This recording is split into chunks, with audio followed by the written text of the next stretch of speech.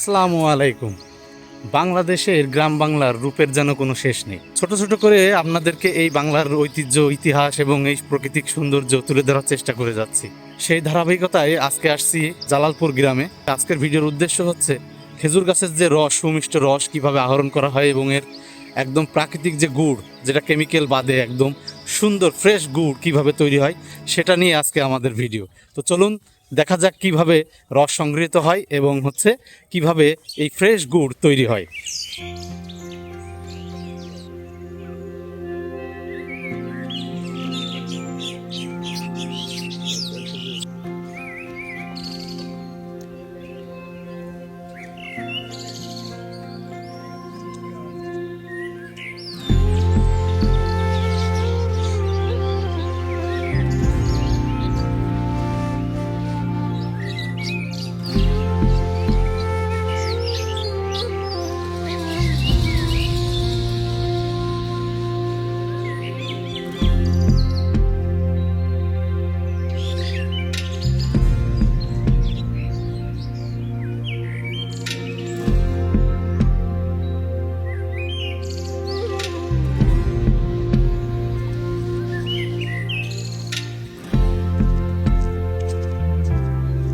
অনেক ঠান্ডা পড়তেছে, কান টান। উফ, এই দেখুন পুরো মাঠে কুয়াশা, হাতটা ঠান্ডা হয়ে যাচ্ছে একদম।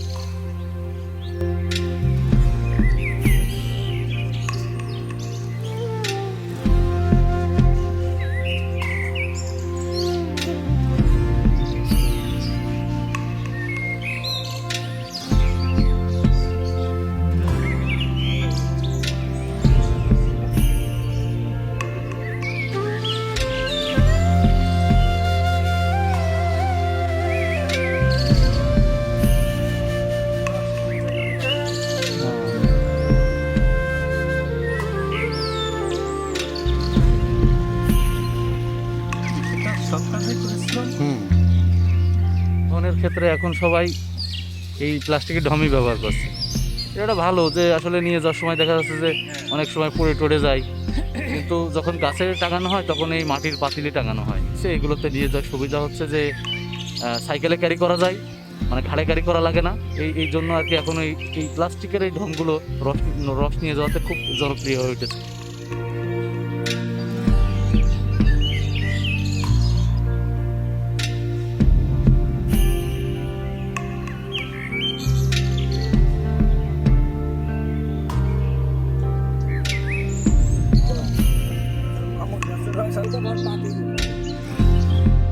একদম ফুল দিয়ে উঠে গেছে রস।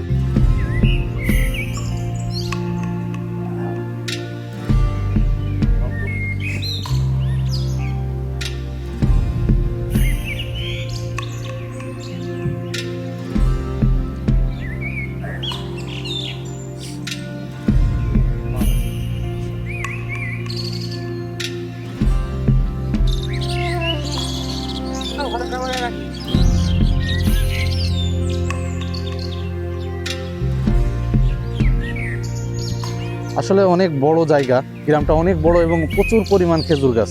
এখন আমরা একটু সামনের দিকে যাচ্ছি যাতে আমি আরো সুন্দরভাবে আপনাদেরকে আরো দেখাতে পারি।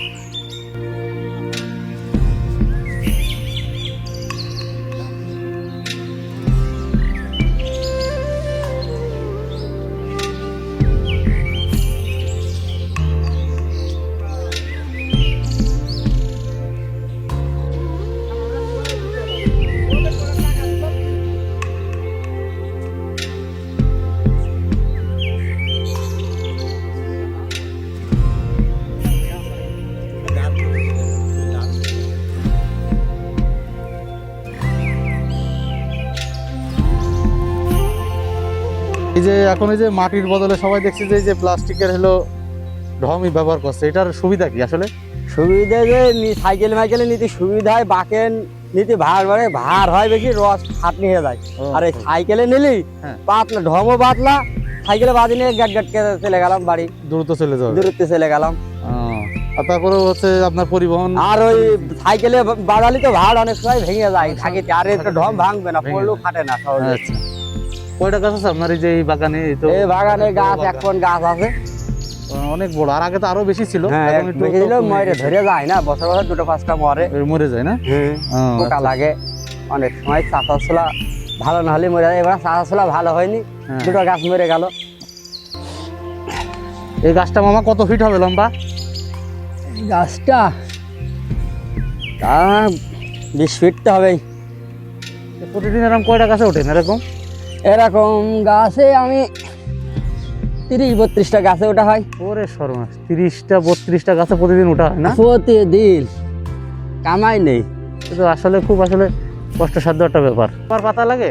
হ্যাঁ বিকালে তো গাছ কাটতেও আবার আসা লাগে। হ্যাঁ গাছ কাটতে আসা হয়, কাটা হয় এরম 20টে, আর বান্ধা হয় 10টা 15টা। তুলা গাছ এরম বান্ধা হয় বেছে বেছে, ভাড়ে যত পর্যন্ত থাকে। ভাড় নিয়ে কথা। রস এবং গুড় আমাদের এই জালালপুর একটা ঐতিহ্য বাণিজ্য।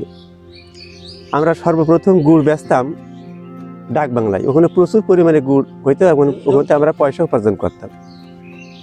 এখন বর্তমান সেখানে দূর হয়ে যায়। হাট তেমন একটা ভালো হয় না, ওখানে আমরা বাদ দিয়ে এখন আমরা কালীগঞ্জ ধরেছি।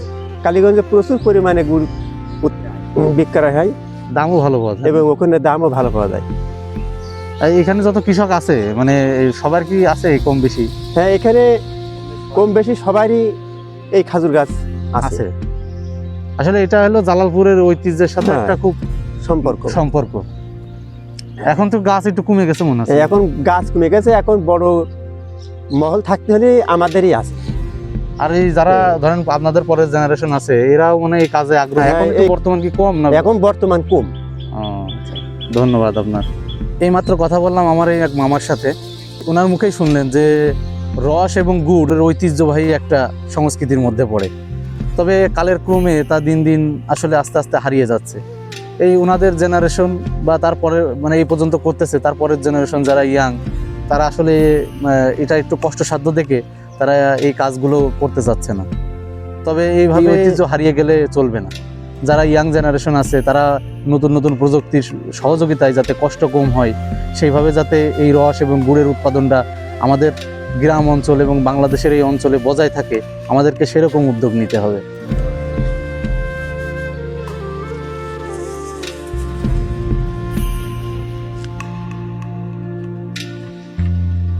গাছ থেকে রস পড়ার ভিডিও শেষ করার পরে চলে যাচ্ছিলাম যেখানে রস জ্বালায় সেদিকে, কিন্তু চলতি পথে এত সুন্দর একটা দৃশ্য চোখে বাঁধলো। এক জায়গায় চাষ করা হয়েছে গাঁদা ফুলের, তো চলুন ওইটাও আমরা দেখে আসি।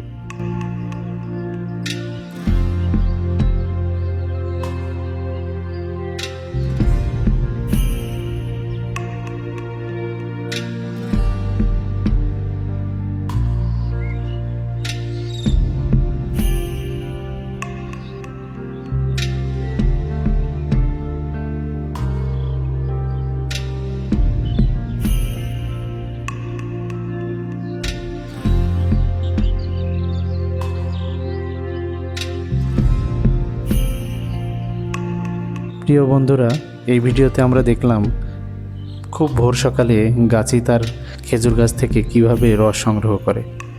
ভিডিওর দ্বিতীয় পর্ব দেখব আমরা যে এই রস জ্বালিয়ে কিভাবে সমিষ্ট গুড় তৈরি করে। অবশ্যই অনুরোধ রইল পরের পর্বটি দেখার জন্য।